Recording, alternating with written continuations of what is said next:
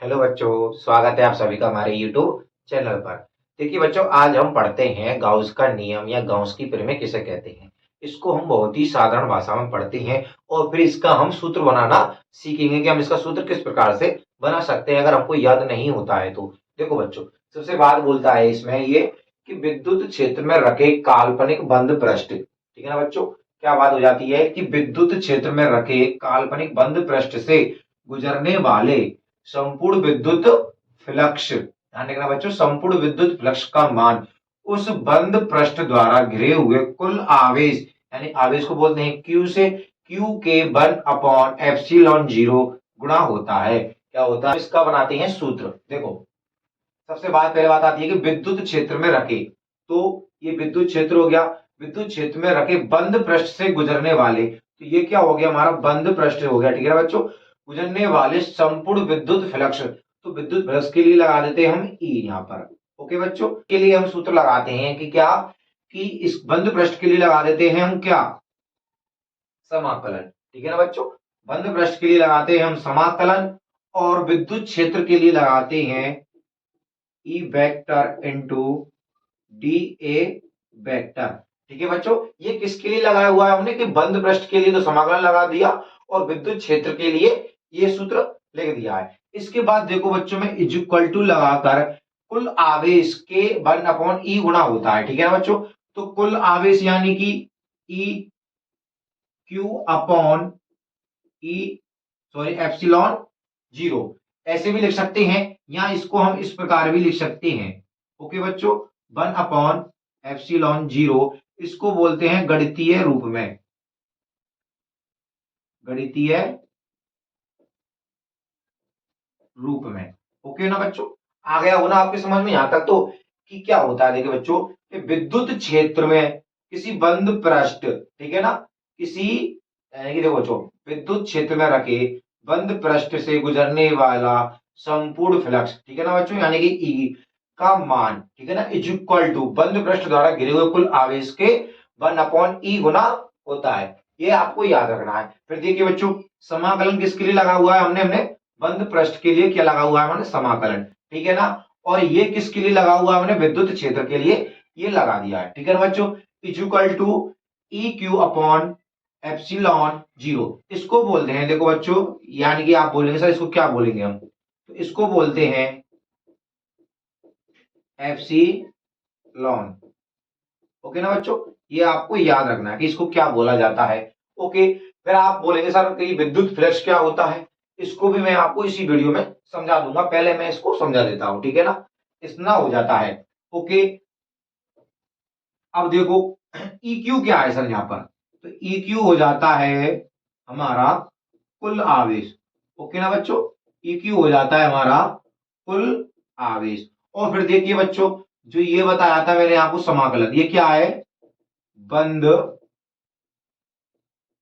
पृष्ठ का समाकलन, ठीक है ना बच्चों, इतना आपको समझ में आ गया होगा। फिर देखिए बच्चों कि ई क्यू बराबर होता है 0, यानी कि ई क्यू का मान कितना होता है, यहां पर 0 होता है, ठीक है ना बच्चों। अब ई क्यू का मान इतना है तो इसका मान कितना होगा, किसका, हमारा गॉस के नियम में, ये इसको बोलते हैं फाई बच्चों, क्या बोलते हैं हम इसको, फाई बोलते हैं इस वाले चित्र को, ठीक है ना। तो फाई ई बराबर, इसका मान कितना हो जाएगा, ई क्यू की जगह हम जगह देंगे 0/एप्सिलॉन 0, तो इसका गुणा इससे करेंगे, इसका भाग इसमें देंगे तो क्या होगा, 0 होगा, इसके ऊपर ले जाएंगे तो गुणा में आ जाएगा, भाग देंगे तो भी 0 आएगा, तो फाई ई बराबर कितना हो जाएगा, 0, ठीक है ना बच्चों। ये क्या हो गया, हमारा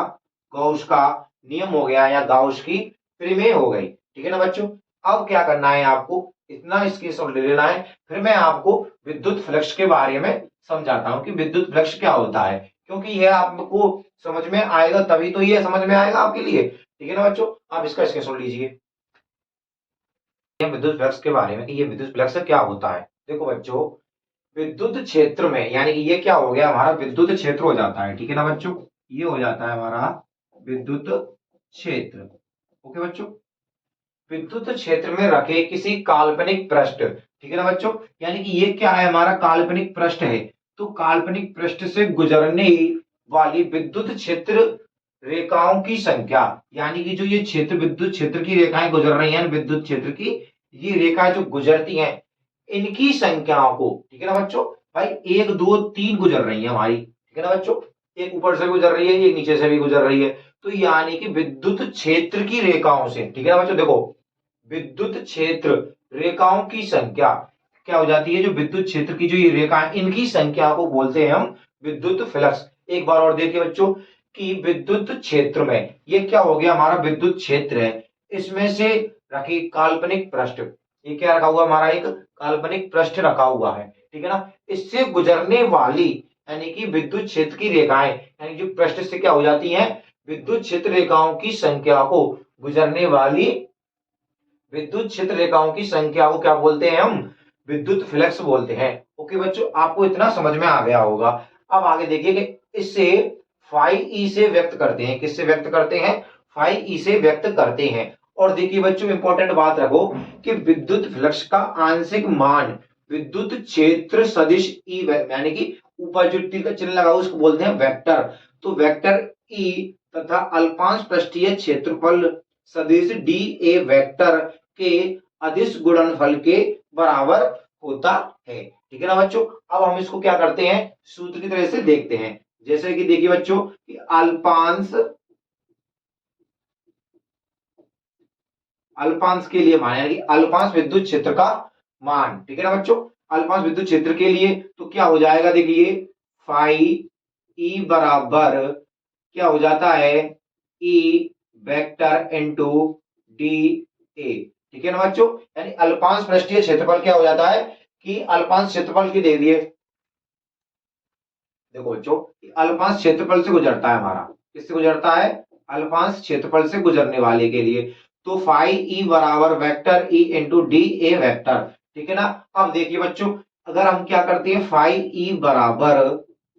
अगर वेक्टर को हटा देते हैं तो क्या लग जाता है हमारा, cos थीटा लग जाता है, क्या लग जाता है हमारा, cos थीटा लग जाएगा, vector D A cos theta. अब भाई cos थीटा क्या होता है हमारा, देखिए बच्चों जहां पर जो मान दिया हुआ है ना एक तरह से कि cos थीटा का मान हो जाता है इस तरह से।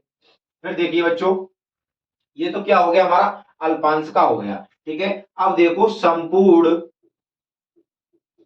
पृष्ठीय क्षेत्र के, ठीक है ना बच्चों, जो संपूर्ण पृष्ठीय क्षेत्र से गुजरता है उसके लिए मान क्या होगा, तो देखिए बच्चों इसके लिए मान होता है हमारा फाई ई बराबर समाकलन डी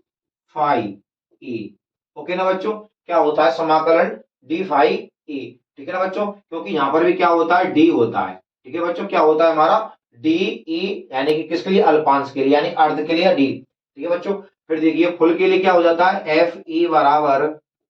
फाई ई बराबर, यानी कि समाकलन है ये हमारा, ठीक है ना बच्चों, तो समाकलन अब देखिए d E d phi E, तो डी फाई का मान ये है हमारा, क्या है हमारा डी फाई का मान ये E into D A cos theta, ठीक है बच्चों, तो देखो ई इंटू कॉस थीटा जाना देते हैं और इधर क्या ले जाते हैं हम समाकलन डी ए, ठीक है बच्चों। अब क्या करते हैं अगर हम समाकलन को हटाते हैं तो डी हट जाता है, ठीक है ना बच्चों, तो फाई ई बराबर ई इंटू कॉस थीटा ए, ठीक है, तो इसे हम ऐसे भी लिख सकते हैं फाई ई बराबर ई इंटू ए कॉस थीटा, ठीक है बच्चों, ये क्या हो जाता है हमारा विद्युत फ्लक्स का सूत्र हो जाता है।